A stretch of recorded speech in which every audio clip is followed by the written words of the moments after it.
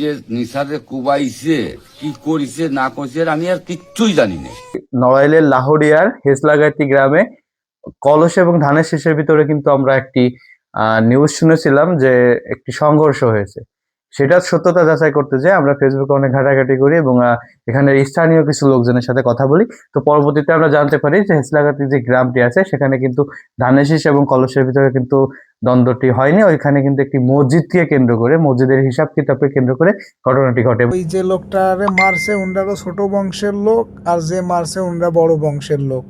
মসজিদের হিসাব কিতাব চাইছে, এইটা তার ইগোই লাগিয়েছে, বুঝছেন?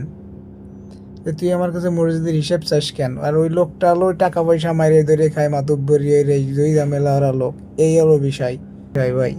এনে দানের শেষ কলস কিছুই না। এখন ওই মুরব্বিটারে মারছে, তার বংশ ছোট হইলো, তার সেও তো একটা দলের সাথে থাকে।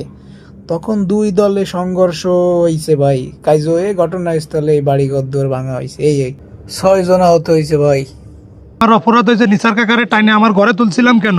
নামাজ পড়ে এসে শুয়ে পড়েছে, ওরা এসে বোম টোম মারিয়ে ই করেছে, 3-4টা 5-6টা বোম মারিছে। আইনাল মাতুব্বর যাকে কুবাইছে মুরব্বী, উনি তো নড়াইল নিয়ে গেছে, নড়াইল থেকে আবার রিফার করে দিয়েছে, খুলনা নিয়ে গেছে।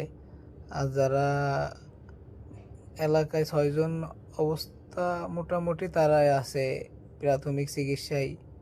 এটাই যে আমার দরজায়, আপনি তো নিজেই দেখলেন আমার দরজায় ও পাওয়া গেছে, ওরা বোমও মারছিল। 5-6টা বোম মারিছে, তার 3-4টে বোম পড়ছে, সে বোমের আলামতও নিয়ে গেছে। ওই পাড়া সোহেল নাম করে, পাশে রকিব নাম করে মোট 6 জন আহত হয়েছে। এবং যে ঘটনাটি এটা কিন্তু খুবই উদ্বেগজনক, যেটা কিন্তু আমাদের কাছে খুবই খারাপ লেগেছে। আমরা সত্যতা জানার চেষ্টা করতেছি। বা ফেসবুকের যে ফেসবুকে যে গুজবগুলো ছড়ায় এগুলো কান দিব না এবং আমরা সত্যতা যাচাই করার চেষ্টা করব। এবং সব থেকে বড় কথা হচ্ছে যে আমরা নিজেরা শৃঙ্খল এবং শান্তভাবে না থাকতে পারলে সুন্দর দেশ গড়তে পারবো না, নিজেরাও সুন্দর হতে পারবো না।